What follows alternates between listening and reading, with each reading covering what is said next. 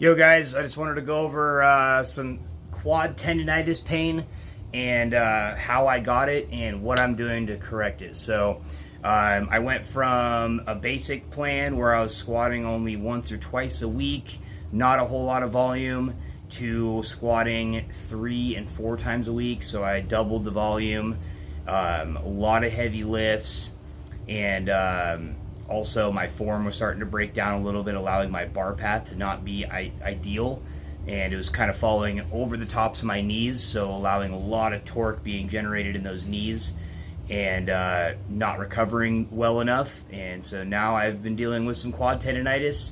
I went and saw my sports doctor, and working with my coach and my sports doctor, we've come up with a plan to first alleviate the quad tendonitis and then work on the corrective form exercises to get me into a better path, bar path, and a better form. So once I start getting back into the heavy squats, this shouldn't happen again. So I'm going to go over 2 corrective exercises for quad tendonitis and then 1 form corrective exercise.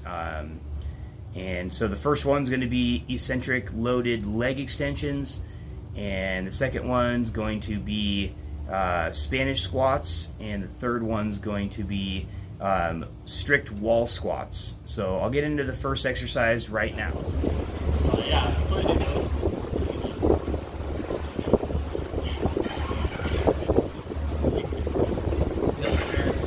For my second exercise, it's going to be a Spanish squat. I don't know why they call them this, but anyway, I'll show you how it in the video what it looks like.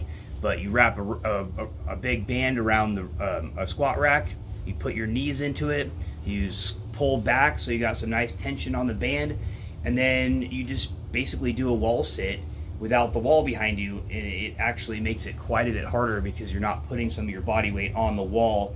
All of it is just on your quads, and I was doing 4 to 5 sets of 45 seconds, and boy does it really burn the quads. But the idea behind this exercise is to really stimulate overloading of the quads, so when you go to use your quads, your mind muscle connection, and it really just fires hard on the quads. So this one's also supposedly for helping tendon pain. This is my first day doing it, so I don't know really how it affects it yet. I do know that it burned a lot in the quads.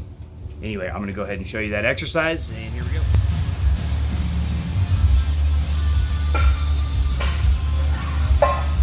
For my third exercise, this one's a form corrective exercise, so it's not specific for quad tendons, but really a part of the 2 parts of why I'm getting this tendonitis is, 1, I have subpar ankle mobility, and 2, I'm allowing my torso to come too far forward, allowing the bar path to come down over the tops of my knees instead of back towards the hips, which it should be.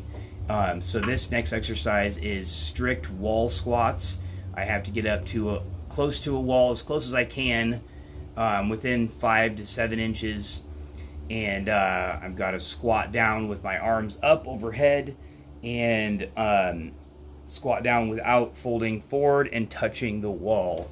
So that's supposed to help correct the motion, the movement of the squat, and this is what it looks like.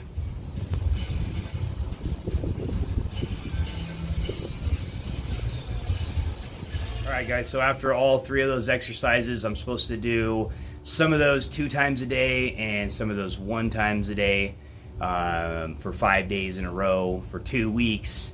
So basically 10 training sessions on those, and hopefully the goal is to have no quad tendonitis after that. There's also other things that I'm doing, mobility work, rolling work. I'm getting some cupping done, scraping. I'm seeing my massage therapist, my chiropractor, to make sure all these muscles and everything are getting loose. Anyway, I'll give you guys another video hopefully next week to let you know how it's all going, and hopefully it's better. Thank you.